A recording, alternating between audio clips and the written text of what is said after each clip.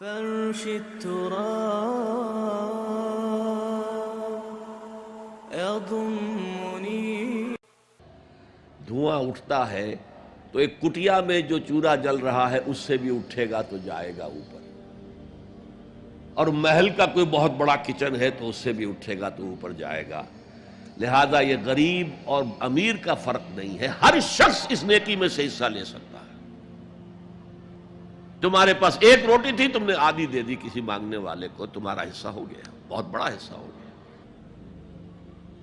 اور کسی بڑے امیر آدمی نے 150 جو ہے مسکین کو کھانا کھلا دیا، وہ اس کے قریب بھی نہیں آ سکے گا اجر و ثواب کے اعتبار سے اس شخص کے کہ جس کے پاس ایک ہی روٹی تھی اور اس نے آدھی دے دی. تو بر جو ہے حقیقت میں لیس البر ان تولوا وجوهکم قبل المشرق والمغرب ولکن البر من آمن باللہ والیوم الآخر والملائکۃ والکتاب والنبیین. میں بھی ایک زمانے میں اس پر کچھ متردد سا ہوتا تھا، کچھ سوچتا تھا یہ نیکی کا تعلق تو ہم عمل سے سمجھتے ہیں، یہاں ایمان کی بحث کی کیا ضرورت ہے؟ ایمان تو ایک باطنی حقیقت ہے، نیکی جو ہے وہ ایک ظاہری خارجی حقیقت ہے. لیکن پھر سمجھ میں آیا کہ اصل نیکی وہ نیت ہے جس کے ساتھ وہ کام کیا جا رہا ہے. اگر خیرات بانٹی جا رہی ہے، جھگیوں میں جا کر میلے کچیلے بچوں کو گود میں لے کر اپنی سفید اشکروں کو بھی خراب کیا جا رہا ہے، اور معلوم ہے کہ یہ اس لیے کر رہا ہے کہ آئندہ الیکشن میں کھڑا ہونا ہے، تو کوئی ہے جو کہے گا کہ یہ نیکی ہو رہی ہے؟ کام تو بظاہر بڑی نیکی کا کام ہے. نیکی کے لیے شرط اول اللہ پر ایمان ہے، اس کی موٹیویشن لو آف گاڈ.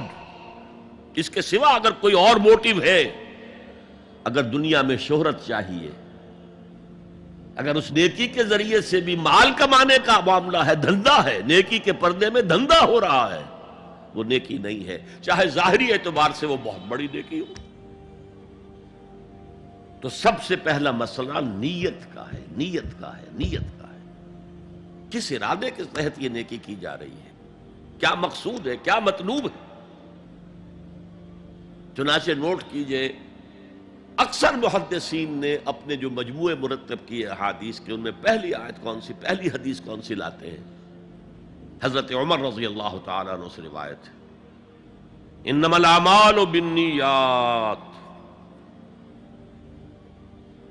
نیکیوں کا، نیک اعمال کا دار و مدار نیتوں پر ہے. وَإِنَّمَا لِكُلِّ امْرِئٍ مَّا نَوَىٰ. ہر شخص کو وہی کچھ ملے گا جس کی اس نے نیت کی ہوگی. فَمَنْ كَانَتْ هِجْرَتُهُ إِلَى اللَّهِ وَرَسُولِهِ فَهِجْرَتُهُ إِلَى اللَّهِ وَرَسُولِهِ. جو کوئی ہجرت کر رہا ہے، مکے میں گھر بار چھوڑ کر جا رہا ہے، اپنے وطن کو ترک کر کے جا رہا ہے مدینے کی طرف، صرف اللہ اور رسول کے لیے، اس کی ہجرت اللہ اور اس کے رسول کے لیے. وَمَنْ كَانَتْ هِجْرَتُهُ لِلدُّنْيَا يُصِيبُهَا. اور اگر اس شخص کی ہجرت دنیا کے لیے ہے کہ اس کو حاصل کر لے. مثلا میں دیتا ہوں مثال، ایک مسلمان تھا، اس کا کوئی کاروبار تھا، اس کے خریدار مسلمان ہی تھے، وہ جا رہے ہیں، اب کیا کرے گا؟ مشرکوں نے سو تو اس کا سامان نہیں لینا، اب وہ بھی چلے جا رہے ہیں. یہ اللہ کو معلوم ہے کہ اس کے ہجرت کا اصل سبب کیا ہے، ہم نہیں طے کر سکتے.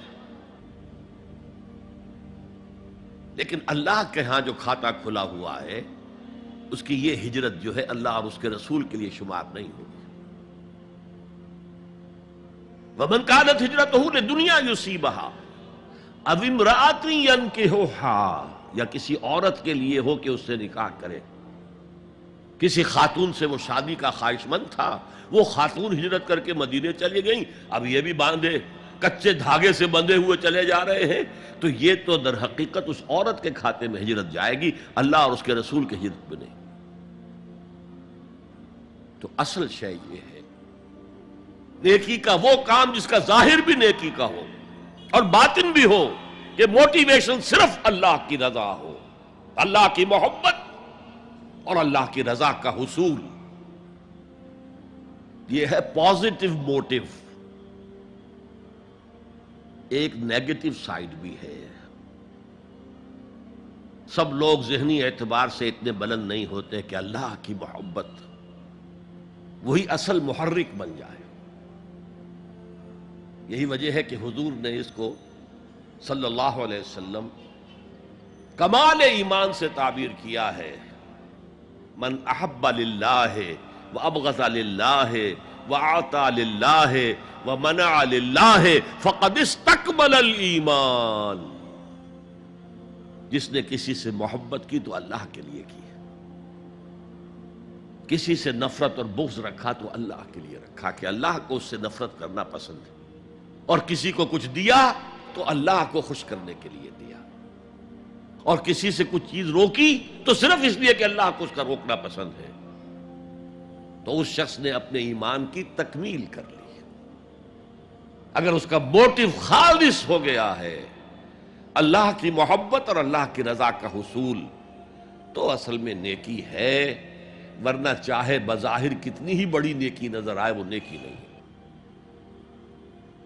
لیکن جو لوگ اس حد تک نہ پہنچ پائے ہوں، استکمال ایمان تک، تکمیل ایمان تک، تو ان کے لیے ایک اور موٹیو بھی ہے، والیوم الآخر، قیامت کا دن، جزا و سزا کا یقین، اللہ کا خوف، آخرت کے محاسبے کا خوف. خوف بھی ایک بہت بڑا موٹیو ہے، بہت بڑی موٹیویٹنگ فورس ہے. اب میں یوں کہوں گا کہ اگر کسی عمل کا محرک ہے صرف اللہ کی محبت، اس کی رضا کا حصول اور آخرت کی نجات، تو وہ نیکی ہے. اگر یہ نہیں ہے، کوئی وطن پرست ہے، وطن کی محبت کی وجہ سے کوئی نیک کام کر رہا ہے، اس کا وہ کام وطن پرستی کے کھاتے میں جائے گا، خدا پرستی کے کھاتے میں نہیں جائے گا. کوئی قوم پرست ہے، اپنے قوم کی محبت میں کچھ کر رہا ہے، تو اس کا وہ نیک کام قوم پرستی کے کھاتے میں جمع ہوگا، خدا کی پرستش کے لیے نہیں.